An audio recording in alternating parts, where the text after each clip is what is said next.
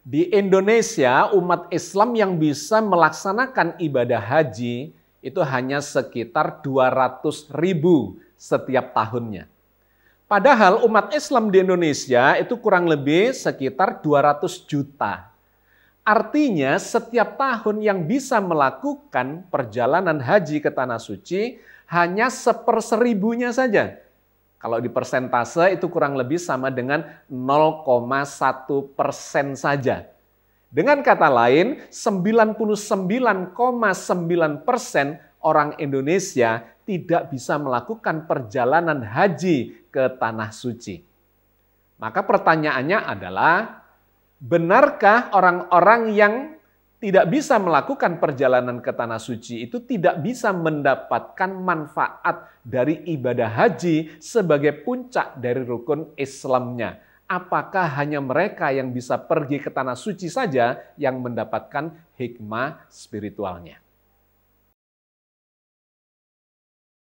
Sahabat sekalian, sejak episode kali ini, Perspektif akan mengambil bagian-bagian dari buku-buku yang sudah saya tulis sepanjang belasan tahun.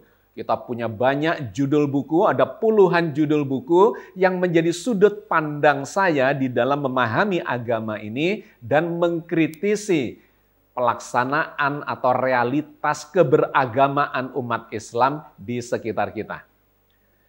Dikarenakan sekarang kita sedang mendekati Hari Raya Haji, kita sudah berada di bulan Zulhijjah tahun 2025, maka kita akan mengambil pelajarannya, sudut pandangnya dari salah satu buku yang saya tulis yang berjudul Menjadi Haji Tanpa Berhaji. Bahwa dimungkinkan untuk mendapatkan pelajaran haji, hikmah haji secara spiritual itu tanpa seseorang melakukan perjalanan ke Tanah Suci. Sahabat sekalian, haji adalah puncak dari rukun Islam. Dikarenakan ini puncak pelajaran dari keberislaman kita, maka tentu menjadi tidak adil kalau pelajaran haji ini hanya bisa dinikmati oleh orang-orang yang mampu melakukan perjalanan ke Tanah Suci. Apalagi kita lihat di Indonesia sekarang ini, antrean untuk bisa pergi haji itu sedemikian panjangnya, bukan hanya 1-2 tahun, ada yang puluhan tahun, jika kita mengikuti antrian yang sedemikian panjangnya itu. Maka sahabat sekalian, bukan begitu pemahamannya, atau bukan berarti hanya orang-orang yang bisa berangkat hajilah yang akan mendapatkan pelajaran haji itu.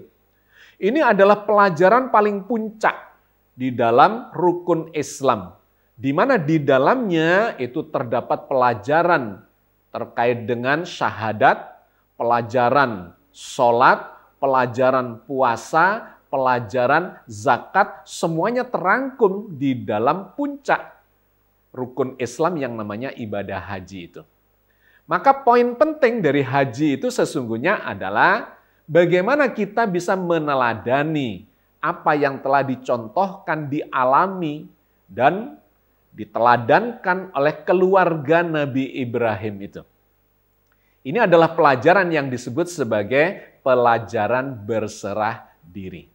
Maka Allah menggambarkan di dalam Al-Quran Al-Karim, di dalam surat An-Nisa ayat 125, tentang bagaimana seharusnya umat Islam itu mendapatkan pelajaran hikmah haji itu dari keluarga Nabi Ibrahim. Wa man ahsanu dinam mimman aslama wajhahu lillah wa huwa muhsinu wattaba'a millata Ibrahima hanifa wa takhadallahu Ibrahima khalila.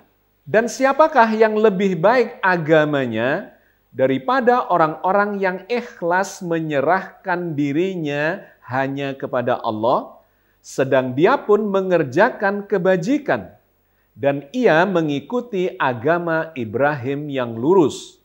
Dan Allah mengambil Ibrahim menjadi kesayangannya. Poin penting dari pelajaran haji adalah pelajaran berserah diri yang disandarkan kepada keteladanan Nabi Ibrahim dan keluarganya.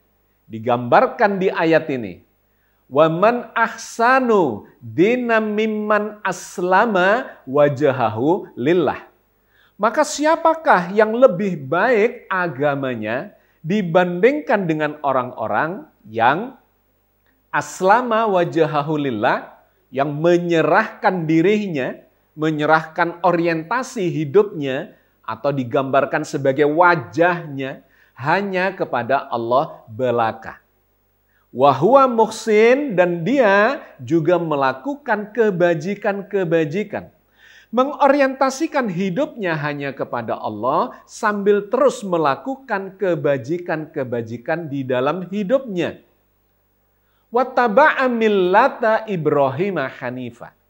Dan dia mengikuti millata Ibrahim, agama, ajaran yang dicontohkan oleh Nabi Ibrahim, yang hanif, yang lurus, yang hanya mengorientasikan kepasrahannya, keberserah diriannya, keimanan dan ketakwaannya hanya kepada Allah semata. Maka penutup dari ayat itu, watakhadallahu Ibrahima khalila. Dan Allah menjadikan Ibrahim itu sebagai nabi kesayangannya. Sahabat sekalian, itulah sesungguhnya inti pelajaran dari haji yang saya tuliskan di dalam buku yang berjudul Menjadi Haji Tanpa Berhaji itu.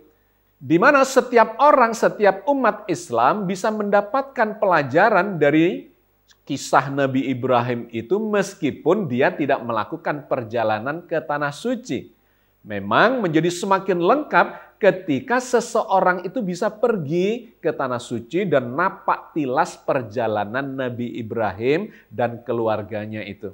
Tetapi pada kenyataannya banyak sekali orang-orang yang bisa berangkat haji, pulang dari haji tidak mendapatkan makna, manfaat, hikmah dari perjalanan spiritualnya selama di Tanah Suci, kecuali hanya mendapatkan predikat haji atau hajah belaka dan kemudian menjadi namanya atau pakaiannya.